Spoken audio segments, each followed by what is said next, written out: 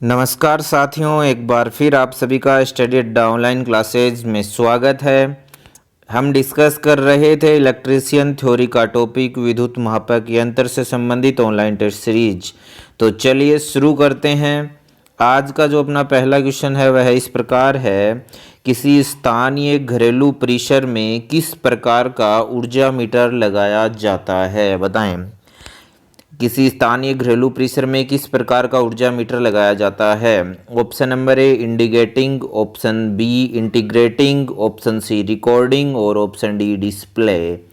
तो बताएं, जो घरों में KWH मीटर लगा होता है वह किस प्रकार का होता है। वह इंटीग्रेटिंग मापन यंत्र होता है और इसका राइट आंसर क्या हो जाएगा, ऑप्शन नंबर बी। चलिए नेक्स्ट अगला क्वेश्चन देख लेते हैं। क्वेश्चन नंबर 2, एक single phase power factor metre में दो स्थिर करंट कोयल होते हैं जो लोड के साथ जुड़े होते हैं। थोड़ा क्वेश्चन टाइपिंग में हल्का सा आपको कम दिखाई दे रहा होगा, मैंने बोल दिया, आप ध्यान से देख लीजिएगा। एक single phase power factor metre में दो स्थिर करंट कोयल होते हैं जो लोड के साथ खालिस्तान में जुड़े होते हैं। ऑप्शन नंबर ए में दिया है समांतर, ऑप्शन बी एक दूरी, ऑप्शन सी लंबवत और ऑप्शन डी सीरीज में। तो इसका राइट आंसर क्या हो जाएगा, single phase power factor metre में जो दो स्थिर करंट कोयल होती है वह लोड के साथ क्या होती है, सीरीज में जुड़ी होती है। तो राइट आंसर क्या हो जाएगा, ऑप्शन नंबर डी। चलिए, अगर आपको यह टेस्ट सीरीज पसंद आए तो एक लाइक ज़रूर कर दीजिएगा। चलिए अगला क्वेश्चन नंबर 3, एक इंडक्शन टाइप एनर्जी मीटर में करंट कोयल और प्रेशर कोयल को क्रमशः खालिस्तान में जोड़ा जाता है। जल्दी से आंसर कमेंट करके बताएं। जो इंडक्शन टाइप एनर्जी मीटर है उसमें करंट कोयल और प्रेशर कोयल को किस प्रकार जोड़ा जाता है। ऑप्शन नंबर ए लोड के समांतर और सप्लाई की सीरीज, ऑप्शन बी सप्लाई के समांतर और लोड के समांतर, ऑप्शन सी लोड के सीरीज और ऑप्शन लोड के सीरीज सप्लाई के समांतर। तो क्या हो गया, जो ध्यान रखिए आपको पता होना चाहिए, एक इंडक्शन टाइप जो एनर्जी मीटर होता है उसके अंदर क्या होता है, विद्युत भार लोड के साथ क्या होता है, करंट कॉइल को लोड के साथ क्या सीरीज में जोड़ा जाता है और प्रेशर कोयल को सप्लाई के समांतर क्रम में जोड़ा जाता है। तो राइट आंसर क्या हो जाएगा, ऑप्शन नंबर सी। चलिए, अगर आप आज पहली बार ये टेस्ट सीरीज देख रहे हो तो ध्यान रखें, रोजाना हम इसी टाइम इस तरह की ऑनलाइन टेस्ट सीरीज डिस्कस करते हैं। 4 नंबर क्वेश्चन, एसी ऊर्जा मापने वाले मीटर को क्या कहा जाता है। Option number A watt hour meter, option B ammeter, option C ampere hour meter और ऑप्शन डी इंडक्शन मीटर। बताएं, एसी ऊर्जा को मापने वाले मीटर को क्या कहा जाता है। तो क्या कहा जाता है, KWH अर्थात वाट हावर मीटर। इसका राइट आंसर हो जाएगा ऑप्शन नंबर ए। चलिए नेक्स्ट 5 नंबर क्वेश्चन, निम्नलिखित में से कौन सा मीटर समकलनी प्रकार के यंत्र के रूप में प्रयोग किया जाता है। ऑप्शन नंबर ए में दिया है energy meter, option B KWH meter, option C volt meter, option D watt meter. जल्दी से आंसर कमेंट करके बताएं। यह क्वेश्चन कुछ इस प्रकार से भी बन सकता है, निम्न में से कौन सा एक एकीकृत उपकरण है। तो बताएं, जो एनर्जी मीटर और ऊर्जा मापी इसे KWH मीटर भी कहते हैं, वह इसका क्या हो जाएगा, राइट आंसर हो जाएगा ऑप्शन नंबर बी। जो अपना एनर्जी मीटर है वह एक समकालीन प्रकार का मीटर यंत्र होता है। चलिए अगला 6 नंबर क्वेश्चन देख लेते हैं। थ्योरी आप कहाँ भी पढ़ो, रोजाना टेस्ट सीरीज जरूर सोल्व करें, जिससे आपको अपनी तैयारी पता चल जाए कि मेरे को क्वेश्चंस एग्जाम में किस प्रकार से पूछे जाएंगे और मेरे को कितनी तैयारी है। तो 6 नंबर क्वेश्चन क्या है, AC single phase energy metre AC single phase energy metre किस इकाई में ऊर्जा को रिकॉर्ड करता है। ऑप्शन नंबर ए किलोवाट घंटा में, ऑप्शन बी हजारों डिस्क रोटेशन की संख्या, option C hertz, option D watt घंटा। तो बताएं, जो AC single phase energy meter होता है वह ऊर्जा को किस में रिकॉर्ड करता है, तो किस में रिकॉर्ड करता है, KWH में।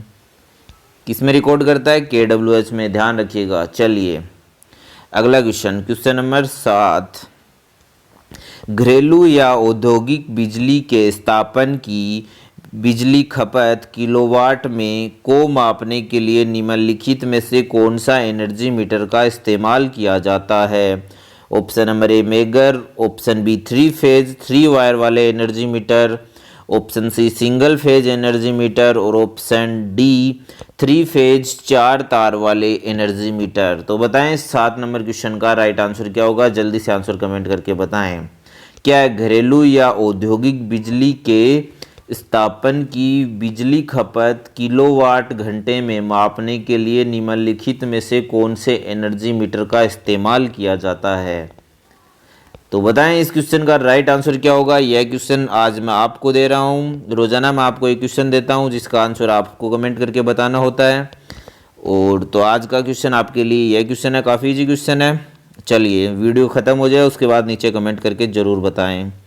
नेक्स्ट 8 नंबर क्वेश्चन, विद्युत ऊर्जा की खपत निम्नलिखित के द्वारा मापी जाती है, बताएं। ऑप्शन नंबर ए वाट मापी, ऑप्शन बी ऊर्जा मापी, ऑप्शन सी वोल्ट मापी और ऑप्शन डी आवर्ती मापी। तो किसके द्वारा विद्युत ऊर्जा की खपत अपन किस में मापते हैं और किसके द्वारा मापते हैं। तो विद्युत ऊर्जा की खपत क्या है, ऊर्जा मापी द्वारा मापी जाती है।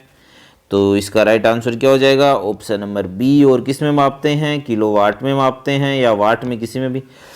तो एक यूनिट क्या होता है, कई बार एक क्वेश्चन भी पूछा जाता है, एक यूनिट इक्वल होता है, बताएं। तो 1000 वाट के क्या होता है, तुल्य होता है, याद रखिएगा। Next 9 number question, pressure coil किसके बने होते हैं, बताएं। जो प्रेशर कोयल होते हैं वह किसके बने होते हैं, जल्दी से आंसर कमेंट करके बताएं। ऑप्शन नंबर ए में क्या है, पतली तार की अधिक संख्या के टर्न से, ऑप्शन बी पतली तार की कम संख्या में टर्न, ऑप्शन सी मोटे तार की कम टर्न से और ऑप्शन डी मोटे तार की अधिक संख्या में टर्न। तो बताएं जो अपनी प्रेशर कोयल है वह बनी होती है, जल्दी से आंसर कमेंट करके बताएं। तो क्या पतले तार के अधिक टर्न से वह बनी होती है। प्रेशर कोयल किस में जुड़ी होती है, सप्लाई के समांतर क्रम में जुड़ी होती है, याद रखिएगा। तो इस क्वेश्चन का राइट आंसर क्या हो जाएगा, option number A pressure coil पतले तार से और अधिक टर्न से बनी होती है और यह सप्लाई के समांतर क्रम में जोड़ी जाती है। चलिए अगला क्वेश्चन अपना 10 नंबर क्वेश्चन इस प्रकार है, ऊर्जा मीटर में प्रयुक्त इलेक्ट्रोमैग्नेट्स के कोर किसके बने होते हैं। Option number A carbon, option B रजत, ऑप्शन सी सिलिकॉन स्टील और ऑप्शन डी फास्फर ब्रोंज। तो बताएं ऊर्जा मीटर में जो प्रयुक्त इलेक्ट्रोमैग्नेट्स के जो कोर हैं वह सिलिकॉन स्टील के बने होते हैं। सिलिकॉन स्टील के बनाने से उनमें लॉसेज कम होते हैं। तो इसका राइट आंसर क्या हो जाएगा, ऑप्शन नंबर सी। चलिए अगला question, question number 11, single phase energy meter की करंट कोयल किस पर लपेटी जाती है, बताएं। Option number A laminated core के लिंब के बीच में, ऑप्शन बी दोनों लेमिनेटेड कोर के लिंब पर समान लपेटों के साथ और ऑप्शन सी लेमिनेटेड कोर के एक लिंब पर और ऑप्शन डी दोनों लेमिनेटेड कोर के लिंब पर समान लपेटों के साथ। तो जल्दी से 11 नंबर क्वेश्चन का राइट आंसर क्या होगा, कमेंट करके बताएं। तो इसका राइट आंसर क्या हो जाएगा 11 नंबर क्वेश्चन का, ऑप्शन नंबर बी दोनों लेमिनेटेड कोर के लिंब पर समान लपेटों के साथ। ऑप्शन नंबर बी इसका क्या हो जाएगा, राइट आंसर हो जाएगा। नेक्स्ट क्वेश्चन नंबर 12 देख लेते हैं। 12 नंबर क्वेश्चन अपना इस प्रकार है, ऊर्जा मापी के एल्यूमिनियम डिस्क में छिद्र खालिस्तान के लिए दिए जाते हैं। ऑप्शन नंबर ए में दिया है रेंगने को रोकें, ऑप्शन बी प्रतिरोध कम करें, ऑप्शन सी घर्षण को कम करें और ऑप्शन डी डिस्क के वजन को कम करने के लिए। तो जो एनर्जी मीटर है उसके एल्यूमिनियम डिस्क, जो पुराने एनर्जी मीटर आते थे उसमें एक एल्यूमिनियम की डिस्क लगी होती थी, उसमें जो छिद्र होते थे वह किस लिए लगाए जाते थे, छिद्र किस लिए किए जाते थे। तो किस लिए किए जाते थे, जो एक प्रकार का उस मीटर में दोष होता है कि वह बिना लोड के भी चलता रहता था, उसे रोकने के लिए, उसे रेंगने को रोकने के लिए। तो इसका राइट आंसर क्या हो जाएगा? ऑप्शन नंबर ए इसका राइट आंसर हो जाएगा। चलिए नेक्स्ट 13 नंबर क्वेश्चन, इनमें से कौन सी धातु का इस्तेमाल एडी करंट डिस्क में किया जाता है? बताएं। इनमें से कौन सी धातु है जिसका उपयोग एडी करंट डिस्क में किया जाता है? Option number A aluminium, option B phosphor bronze, option C लोहा और ऑप्शन डी चांदी। तो बताएं।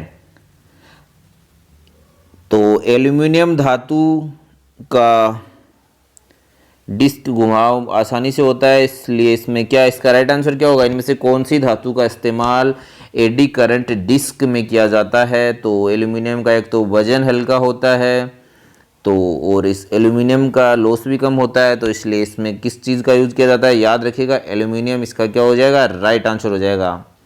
नेक्स्ट 14 नंबर क्वेश्चन, ऊर्जा मापी एनर्जी मीटर में फ्लक्स का परिमाण खालिस्तान बदलता है? बताएं। ऑप्शन नंबर ए में क्या दिया है? वाइंडिंग में प्रेरित ईएमएफ की वजह से, ऑप्शन बी ट्रांसफॉर्मर की कुंडली में टर्न्स की संख्या में परिवर्तन की वजह से, ऑप्शन सी असामान्य धाराओं और वोल्टेज की वजह से, और ऑप्शन डी उच्च प्रतिरोध एवं प्रेरकता की वजह से। तो बताएं ऊर्जा जो एनर्जी मीटर है उसमें फ्लक्स का परिणाम किसके कारण बदलता है? तो ऊर्जा मीटर जो एनर्जी मीटर है अपना, उसमें फ्लक्स का परिणाम असामान्य धाराओं और वोल्टेज की वजह से बदलता है। तो इस क्वेश्चन का राइट आंसर क्या हो जाएगा? Option number C. चलिए नेक्स्ट 15 नंबर क्वेश्चन देख लेते हैं। जब किसी भी भार को जोड़ने के बिना ऊर्जा मीटर की डिस्क घूर्णन हो रही है तो उस त्रुटि को खालिस्तान कहा जाता है। अपन ने अभी ये क्वेश्चन डिस्कस किया था कुछ अलग लैंग्वेज में, तो बताएं फिर से क्वेश्चन आ गया। क्या है? जो पुराने टाइप के एनर्जी मीटर होते थे पुराने समय में, आजकल तो नहीं होते, उन मीटर्स में एक डिस्क लगी होती थी। किसकी बनी होती थी? एल्यूमिनियम की। और बिना लोड जोड़े भी वह डिस्क घूमती रहती थी। उस लॉस को क्या बोला जाता है? और वो जो बिना लोड के वह डिस्क घूमती है, उस वो ना घूमे इसलिए क्या किया जाता है? डिस्क के अंदर छेद किए जाते हैं, और उस लॉस को क्या बोला जाता है? तो इसका राइट आंसर क्या हो जाएगा? जल्दी से आंसर कमेंट करके बताएं। Crimping error. उस लॉस को अपन किस नाम से जानते हैं? क्रिम्पिंग एरर नाम से जानते हैं। और इसका राइट आंसर क्या हो जाएगा? ऑप्शन नंबर बी, हिंदी में रेंगने त्रुटि, अर्थात क्रिम्पिंग एरर डिस्क में छेद करके दूर किया जाता है। एल्यूमिनियम की जो अपनी डिस्क होती थी उसमें अपन छिद्र कर देते हैं। चलिए नेक्स्ट 16 नंबर क्वेश्चन अपना इस प्रकार है। जब सिर्फ प्रेशर कॉइल में ऊर्जा प्रवाहित की जाती है तो एनर्जी मीटर में एल्यूमिनियम डिस्क का धीमा और सतत रोटेशन खालिस्तान कहलाता है।